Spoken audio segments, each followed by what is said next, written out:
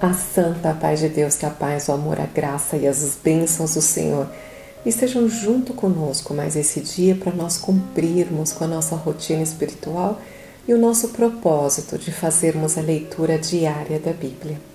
Se você chegou nesse vídeo, Deus te abençoe grandemente. Aqui nesse canal nós não falamos de religião, não defendemos nenhuma igreja. Nosso único propósito é ler um capítulo da Bíblia por dia. Começamos no livro de Gênesis, capítulo 1, e temos fé que o Senhor vai nos dar força e capacidade de chegarmos ao livro Apocalipse, capítulo 22. Então, se você não é inscrito, já se inscreve, e se você quiser receber todos os dias a notificação que o vídeo já foi postado, então clica na palavra todas e ativa a palavra todas. Se esse assunto é relevante, se você gosta desse assunto, deixa também o seu gostei. E se você gosta muito de falar da palavra de Deus e estudar sobre a verdade contida na Bíblia, compartilha também com todas as pessoas, seus amigos, seus familiares, para todo mundo. Seja pelo YouTube, seja pelo WhatsApp, mas leva a palavra de Deus a todas as pessoas. Hoje, com a ajuda de Deus e a guia do Espírito Santo, nós vamos fazer a leitura do livro 1 de Samuel, capítulo 30. Nesse capítulo, nós vamos estudar que a cidade de Siglag, a cidade onde Davi habita, é saqueada pelos amalequitas.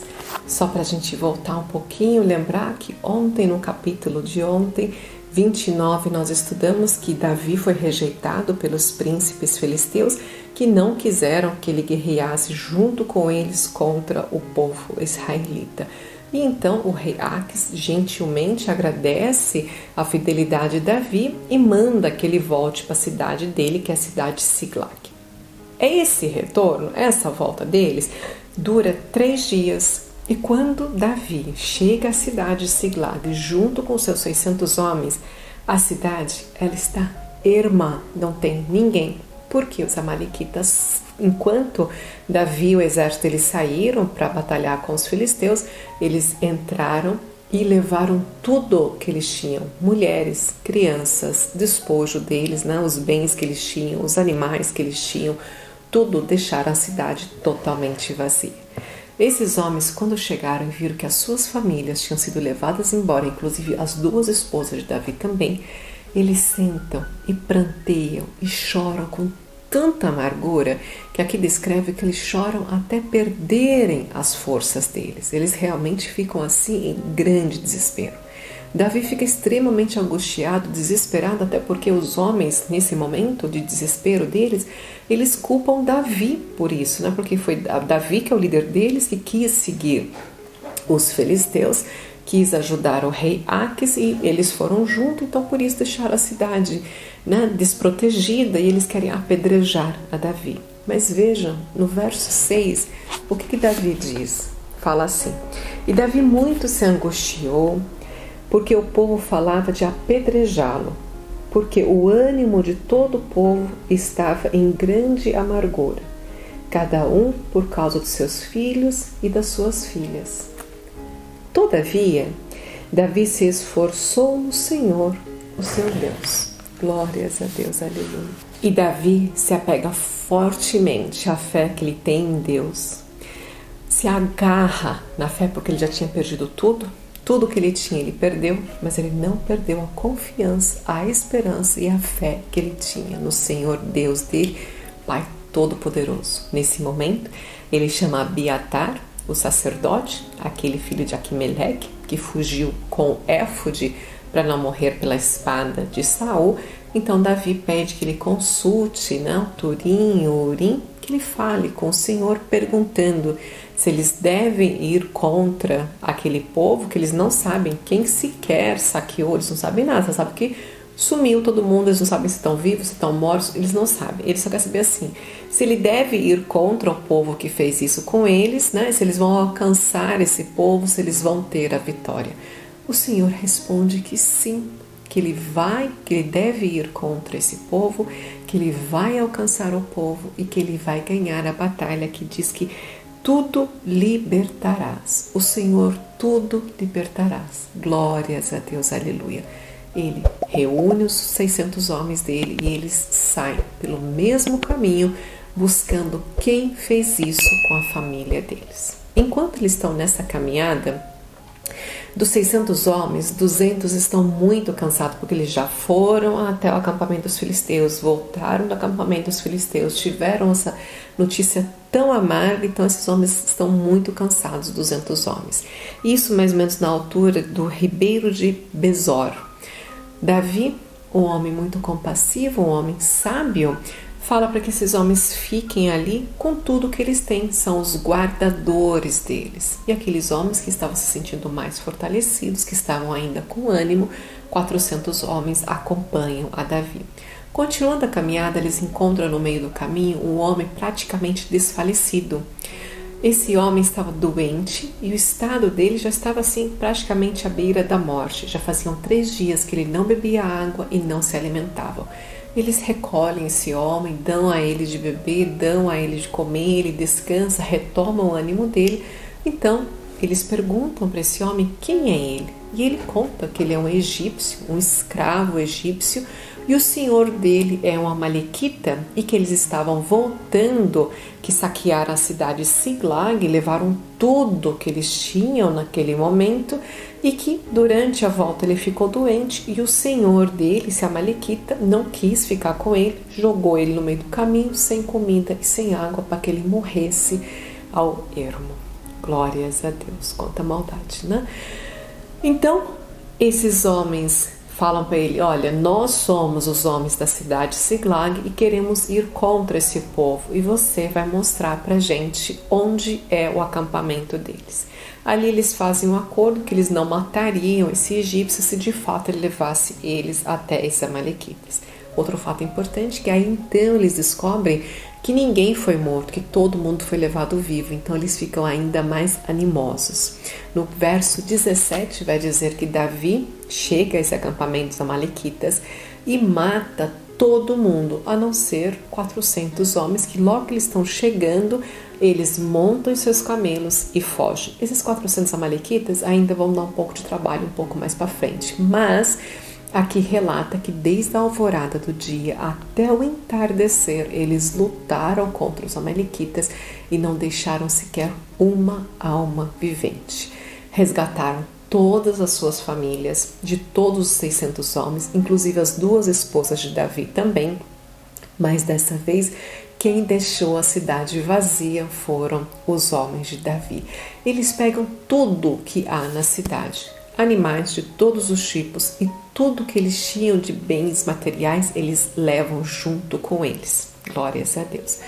Estão retornando para a cidade de Siglag. Quando ele chega lá no ribeiro de Besor novamente, que se encontra com aqueles 200 homens, esses 200 homens ficam extremamente felizes por recuperaram sua família e viram todo aquele despojo que os homens de Davi traziam junto com eles. Então, nesse momento, alguns daqueles homens que lutaram, dos 400 homens que lutaram, né, sempre tem infelizmente aquele espírito um pouco mais egoísta, né, aquele espírito que não compartilha, não gosta de compartilhar, que não tem o verdadeiro espírito do Senhor acompanhando ele.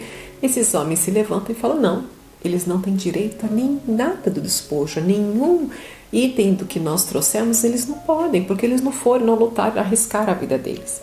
Nesse momento, Davi se levanta como um verdadeiro servo do Senhor, como um verdadeiro rei, e diz que todos os homens, aqueles que foram e aqueles que ficaram para guardar os pertences deles, iriam ter a mesma porção, que todos eles eram iguais diante dos olhos de Deus, então todos eles deveriam ter a mesma porção. E essa lei de Davi, ela foi instituída como uma lei. Todos os homens de guarda, ou então os homens de batalha, eles têm a mesma quantidade de despojo quando eles vão à batalha. Fazem parte da tribo, fazem parte do exército, é igualitária a medida que eles recebem também. Glórias a Deus, a Deus. Já no verso 26, já no finalzinho do capítulo, diz que, chegando Davi à cidade de Siglag, ele enviou do despojo aos anciões de todas as cidades onde ele se refugiou. Ele passou por muitas cidades fugindo das mãos de Saul, mas em 14 cidades ele montou acampamento ali, ele ficando com os homens dele, desde quando esses homens se juntaram a ele lá na caverna de Adulão e acompanhavam ele com suas famílias por todas as cidades que eles foram abrigados. Agora que ele já tinha bastante despojo, bastante riquezas que ele roubou dos amalequitas, que ele tomou, não roubou, ele tomou através da guerra dos amalequitas, ele manda de presente para os anciões dessas cidades. A todos os lugares que ele passou, mandou para eles dizendo: eis aí para vós uma bênção do despojo dos inimigos do Senhor. Glórias a Deus, aleluia. Ele manda falando que é uma bênção, que Deus abençoou eles e agora eles estão dando de presente para esses anciões. Assim termina o capítulo 30. Amém. Glórias a Deus por mais essa leitura. Para nós, irmãos, fica uma lição grandiosa. Primeira lição que fica para a gente, que realmente essa aqui nós temos que guardar no nosso coração, é: quando não tivermos esperança de nada, quando não tivermos nada, naquele dia da derrota, naquele dia da perda, da dor, que é esse momento que Davi estava vivendo, ele foi ali e se agarrou no Senhor. Ele creu totalmente no poder de Deus, na fé que ele tinha no Senhor, e através dessa fé, dessa crença no poder de Deus, o Senhor entregou para ele tudo de volta e muito, e muito, e muito mais. Tão mais o Senhor entregou para ele que ele pôde repartir com 600 homens que estavam junto com ele e ainda mandar presentes para as 14 cidades as quais tinham abrigado ele, para todos os anciões, ainda dizendo: eis aí as bênçãos do despojo que o Senhor trouxe dos nossos inimigos, nos deu dos nossos inimigos. Glórias a Deus, aleluia. Então, irmãos, nunca percamos a fé no Senhor, porque a gente pode perder tudo, menos a fé em Deus. Não é uma troca com o Senhor, se nós tivermos fé, Deus vai nos dar algo, não. Mas é verdadeira fé. Aqui o Senhor não só devolveu, como multiplicou, porque ele teve verdadeira fé no Senhor.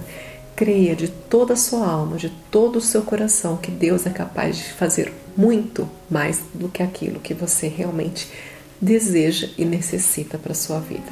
Simplesmente creia no Senhor. Amém? Glórias a Deus.